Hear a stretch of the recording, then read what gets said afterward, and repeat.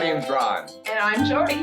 And we're here today to talk to you about training treats. We're going to give you the whole lowdown about treats, about portion and things like that. Now, Jody, why do you always, not always, but oftentimes you use food for training?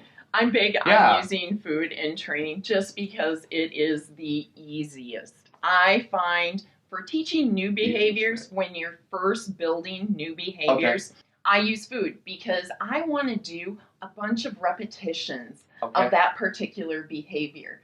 And food is the fastest, it's the most effective for rewarding really quick each time they do a repetition of that behavior.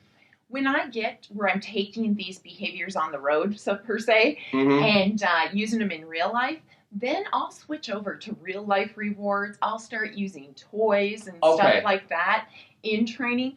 But when I'm first teaching sit, or when I'm teaching down, or just getting a behavior up and running so my dog knows what to do and when to do it, I'm going to use food pretty much every time. I know for at least my puppy that food is the biggest motivator there is. Yeah. It really is. Absolutely. And I think it is for most dogs, isn't it? Well, isn't it for us too? Yeah, I like food. Yeah. So, speaking about liking a lot of food, tell me about portion control. How do you cut these up? What do you use? Okay, so I use a lot of human food.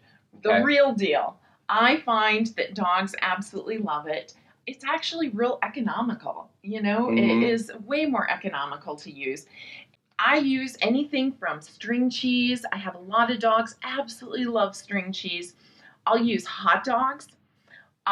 Chicken breast is a big hit with a lot of dogs. So is lunch meat. Okay. Lunch meat, big hit with a lot of dogs. You can use roast beef, you can use turkey, you can use ham. Experiment with your dog. Find out which thing your dog really goes crazy for, wagging that tail like crazy, and have fun with figuring out what makes your dog tick, what makes your dog filled with great joy. Because the more joyful they are and the more crazy they are about the reward that you're giving them, guess what? The longer they're going to play our silly little games. And the more excited and motivated they are to do it. Absolutely. Which actually brings something else up. If you find that you're using a particular training treat and your dog is a little too motivated. Do you know what I mean? They're so excited to get what you have that they're just bouncing. They're all over the place. Then you might actually want to downgrade a little bit, okay? So that you have them a little calmer and able. So you're going to want to experiment, and every dog is different. Every dog has different tastes, just like we do. Yeah. So find out what works for your dog. These are meatballs. Okay. And you can pick these up at either your local Costco, Sam's Club, Aldi even has them.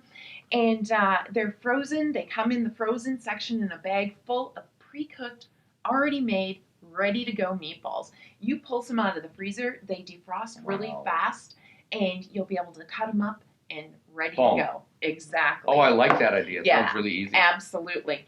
And then, you know, you can always buy treats too. Now, if you go and buy training treats at the store, I really recommend to go with soft, chewy treats. Why is that? I prefer them over crunchy treats just because typically they're higher value. Dogs really like soft, chewy treats. But crunchy treats also, a lot of times it takes them longer to chew them up. And so a chewy treat or something soft, they, swallow a couple chews and they swallow really quick. So I like that because, again, one of the things that we want to do when we're teaching a new behavior is we want to pound out rep after rep. Yeah. And so that's going to allow us to do that. That's going to allow us to give that reward and go right on to the next Because let's face rep. it, when I give my dog a crunchy treat, she's gnawing on it forever. And that could really prolong your training. Yeah, exactly. Okay, that's cool. Exactly. So I like to use those. If I do get the store-bought treats, a lot of times, like even with these, here, I'll show you. Because these are not very big at all. You can see they're actually really pretty small little treats. I still break these up. Oh, wow. Into even smaller pieces. I might break them in half if I'm training with a lab or a pitty Okay. or, that size of a dog. If I'm training like a Pomeranian or a miniature poodle or Okay. one of our little tykes, I will even, break these into 4s. Cool. So, Economical. yeah, I do. I'm just trying to give them a reward, which is a taste. Okay. Okay? So those are the different options that you can use. Now let's show everyone how to cut some of these up. So, Ron, you're going to grab the string cheese. I've got a hot dog here. Now, when you're cutting up a hot dog or string cheese or anything that you use that is long like this, you're going to go and you're going to cut the long way in half first. Then you're going to flip it just partially, and you're going to cut it again the long way, which is going to have it quartered now, right? Yeah. And then you're just going to switch it over, and you're going to start cutting so that each cut is giving you 4 little tiny pieces. And real quick, real easy to get yourself set.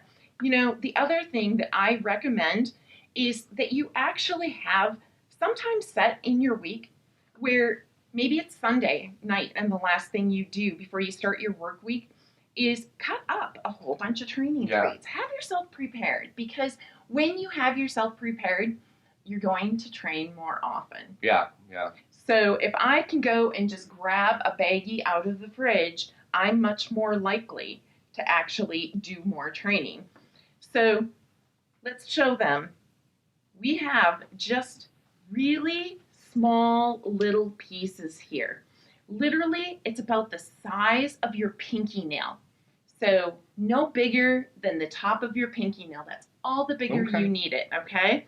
So yeah, cool. Just cut them all up into really small pieces like that. I like to use plastic baggies. All of my training treats get cut up and they get put in to plastic baggies. So I'll have string cheese filled in a plastic baggie. I'll have hot dogs. I'll have chicken. I have all of my assortment. Then, training pouch. You don't want to have a dog and not own a training pouch. Okay. Very important. If you want your dog to give you good behaviors, you have to start out, you have to teach them the right behaviors. And in teaching them the right behaviors, the more you reward those right behaviors, the more you're going to get them in life. And and in training, it just makes things a lot easier. Remember, you're going to be throwing out hand signals to go and tell your dog, communicate to your dog what you want, and you're going to have another hand ready to grab those treats and reward, right? And dish out those rewards. So you don't want to be trying to figure out how are you going to hold them, pockets, are they gappy enough in order to be able to dig them out and all of that. Do you know what I mean? And a treat pouch really helped with that, because when you were trying to coordinate all those different little hand-eye coordination kind of things and like this, it really helps the organization of it. Totally. Yeah, totally. It totally just brings everything, simplifies it for you. So your treat pouch, all I do is I go ahead, go to the fridge, grab my training treats, put them in, and then I have my plastic baggies in here that keeps my treat pouch clean, so I'm not having to clean that out, and makes it just, again, quick, simple, and easy. So I'll have that on my hip, and as you can see, I'll even have the plastic baggie open in there so that you can go and just really quick, grab that treat, give your hand signal, give a reward, and move on to the next one. So one other thing that I absolutely love to use in training, one of my favorites that I'm going to share today with everyone is squeezy cheese. Okay, cool. These are squeeze tubes. They come in a couple of different kinds. I'm real partial to this one. Okay. This one actually is a go-to, and it has a cap. Some dogs kind of spook at the cap. Oh, on the side there? Yes. Okay. So when you have it open, and it comes out a little bit different, and you can see this little thing, kind of blowing forward, it can spook some dogs. Okay. So, I'll use this sometimes, but this one I usually don't have any issues with. So I just twist off the top. As soon as the dog gives me the correct behavior, I'm going to squeeze out a little bit and just bring it forward and give them a lick. Okay. So they just get a lick. They absolutely love it. I personally have not come across a dog yet today that doesn't love it. Yeah, and I've seen you in action with these, and it's very quick, effective, and they love it. And it's just really easy to go, and it's actually easier than grabbing something out of my tree pouch. There's that extra couple of seconds there, you know, and mussing around, absolutely. grabbing something. So I am just really quick with this. Squeeze tubes are wonderful, wonderful training tool. I get these ones at REI. I would imagine they have them at any camping store, but that's what they're actually for. They're just squeeze tubes for packing, camping, and climbing. They're refillable.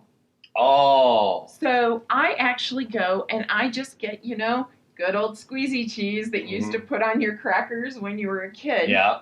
So I go and this just slides off and opens up, and I go and squeeze my squeezy cheese in there, close it up, and then it's ready to go and ready to train. When I'm done with this, after a particular training session, again, this whole thing, thrown in the fridge. Okay. So that's basically it. That is what I use. Just make sure that it's something that really your dog loves, so that both of you have a wonderful time training together. You want training to be a great joy for your dog and a great joy for you, because if it is, what's going to happen? You're going to have fun, and you're going to do it more often, and that's what's important. That's great. Thanks, Jody. Absolutely.